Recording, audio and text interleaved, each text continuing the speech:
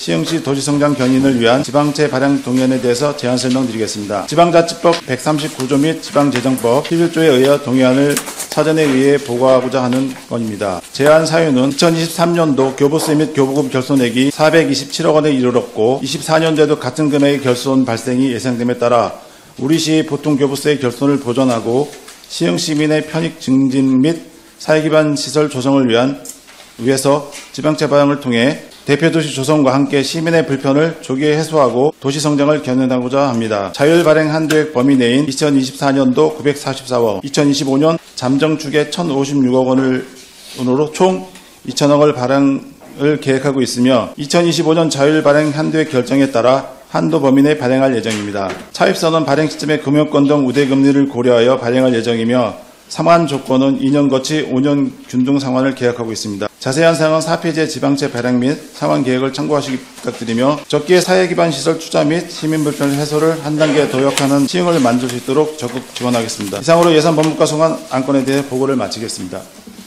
박수영 의원님 발언해 주세요. 네, 박수영 의원입니다. 지방채 2,000억 발행하셔갖고 어디서 쓰실 거예요? 일단은 세부적으로 말하면 아까 말씀드린 전철이나 대규모 투자 사업에 쓸 수 있는 대규모 투자 사업 어떤 거요? 예를 들면 체육시설에도 있고요. 어린이센터도 있고 복지시설, 아동회관, 보남원. 그 비용에 사용하시겠다. 그럼 상환 계획은요? 2년 거치 후에 상환하실 때 어떻게 상환하실 건가요? 저희가 통합기금에서 나가는 돈이 22년부터 25년까지 237억 원 정도 나가는데 그 이후에는 이제 77억 원 정도만 나가면 160억 원이 남을 거라고 예측하고 있고요. 용지기금이 지금 386억 원이 지금 투입되고 있는데 26년부터는 한 100억 원 정도가 덜 나올 거로 생각하고 있고요. 지금 통합안정화 계정을 설립해서 거기다 이제 적립을 해서 그게 한 200억을 만들어서 상환할 계획입니다. 그다음에 예비비 잔액 중에 한 40억 정도를 만들어서 저희가 작년 추경 때 1% 남겨놓고 다 사용하셨죠, 기금에서. 통합안정기금. 네. 그래서 영원에서 시작해서 250억을 만들겠다 계획이세요? 네, 그렇습니다. 세출을 줄여서. 그럼 아까 대규모 투자 사업에 들어가는 비용이 2,000억 중에 어느 정도 비율인가요? 철도 분담금 빼고는 다 대규모 투자 사업에 쓸 수밖에 없습니다. 지금 철도 분담금이 그럼 어느 정도 비율인가요? 1,100억 원 정도 됩니다. 1,100억이요? 1차적으로 900억 지방채 발행하시잖아요. 그럼 다 사용하신다는 거세요? 일단은 저희가 940억 원을 만약에 동의안을 주시면은 실제로 발행하는 거는 한 11월, 12월 정도 생각합니다. 중장기 투자 계획에 지방채 운용할 때에 일반 재원의 부족한 부분을 보전하기 위한 지방채 발행은 원칙적으로 금지입니다. 법령 위반입니다. 일반 재원의 부족한 부분, 우리 대규모 투자 사업 관련해서 이 투자를 했을 때 수익이 나나요?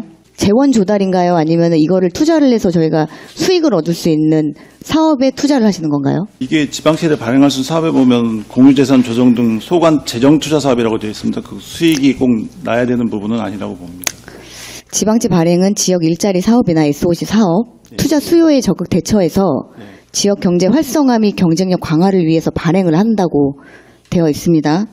지방재정법에도 제8조의 지방채 발행은 당의 사업의 수익금으로 원리금 상환이 가능한 사업, 이 이외에도 여러 가지가 있지만 지금 현재 철도 분담금으로 얘기하시는 이 부분에 대해서는 법령 위반이라는 걸 말씀드리고요. 실제로 저희가 그 추경 때 1% 남겨놓고 통합안정화 기금 사용 다 했잖아요. 실은 많이 모아놓고 계셨었죠. 근데 정부에서 어쩔 수 없이 그거 다 사용하라 해서 썼는데 그거 어디다 쓰셨어요? 저희가 투자 분담금, 그 철도 분담금 같은 경우는 5개년 계획에 계속 나와 있어요. 그리고 여기에는 심지어 487억이라고 되어 있어요. 24년도에 계획 잡으신 거는. 그죠? 근데 이거에 대한 재원 마련 안 하셨습니까? 미리미리 준비 안 하셨습니까? 그러니까 그 전에 우리가 이제 아까 말씀드린 대로 교부세나 이런 부분이 교부세 이외에 결선이 없었으면은 그래도 충당할 수 있다고 생각하십니까? 충당하고 기존 사업을 밀면 교부세가 없어서 지금 이 상황에 대해서 맞닥뜨려졌다고 생각하시는 거세요? 이거 외에도 재원 조달이나 이런 것들이 어려웠을 텐데요. 일부는 어려웠을 것 같습니다. 네, 이거는 의결사항이에요.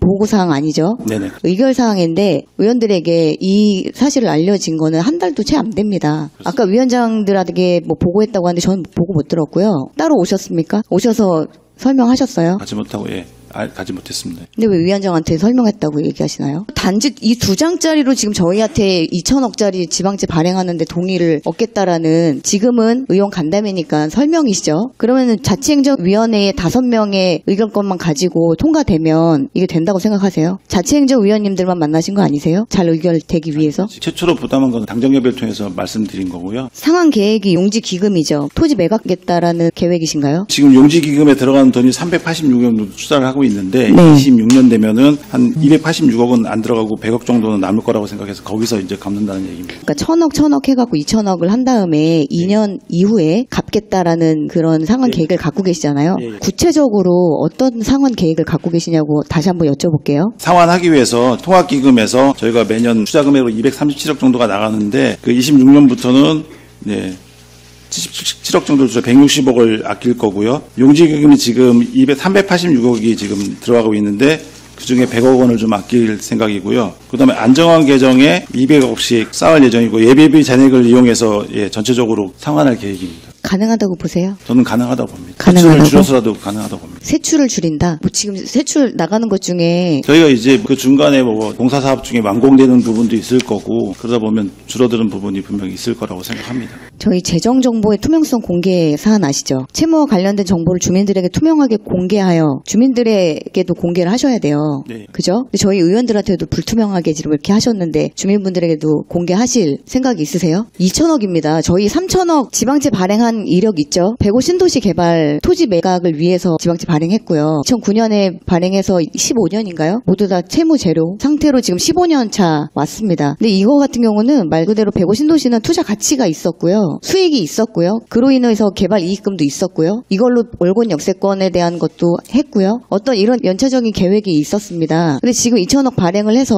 어떤 투자 사업 뭐 이런 것들이 아니라 결국엔 저희 다목적 체육관이나 건설 경기가 어려워서 부족한 부분들 채워 넣는다. 이게 수익을 얻을 수 있는 투자인가요? 이익이라고 볼 수는 없지만 지금 만약에 그게 늦어졌을 경우에는 인건비나 물가 상승비가 상당히 많지 않습니까? 그러면 갭을 줄이는 것도 어떻게 보면 이익이라고 볼 수 있다고 저는 생각합니다. 가정에서도 보면 필요에 따라서 빚을 넣고 갚고 하지 않습니까? 그거와 비슷하다고 보는데 그런 데서 분명히 이익은 있을 거랍니다. 이자 차이에 대한 이득이 있을 거라고 생각합니다. 그러니까 저희는 계획 없이 지금 갑작스럽게 당장에 돈이 없으니까 지방채 발행하겠다 이렇게 급작스럽게 한다는 것 자체에 과연 의원님들께서 이걸 동의해 주실까? 저희 자치행정위원회에서 동의한다고 되는 건 아닙니다. 저희 본회의에도 의결을 붙일 수도 있는 사안이고요. 상임위에서 어떤 얘기가 나올지 뭐 동의가 될지 안 될지는 그때 돼서 알 수가 있겠지만 지금 이건 굉장히 무리한 방만한 예산 운영이시거든요. 저는 그 전에도 얘기 드렸지만 파산 직전 5개년 계획 얘기하면서 그 얘기도 드렸습니다. 그게 작년이에요. 그거에 대한 계획 세우셨어요? 파산 아니다. 그런 말을 어떻게 하느냐라고 하셨지만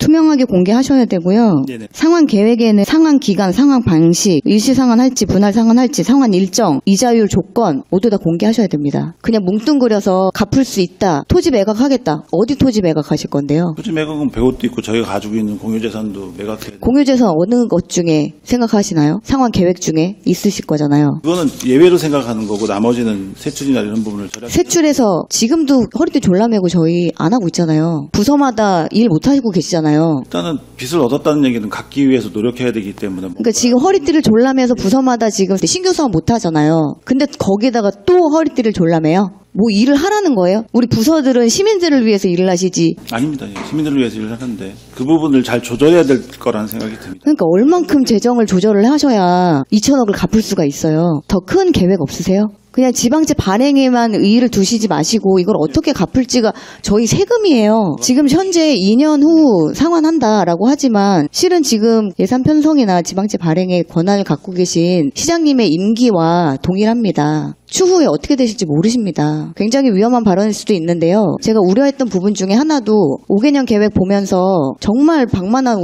예산 운영이다 말씀드렸잖아요. 예산법무과 특히.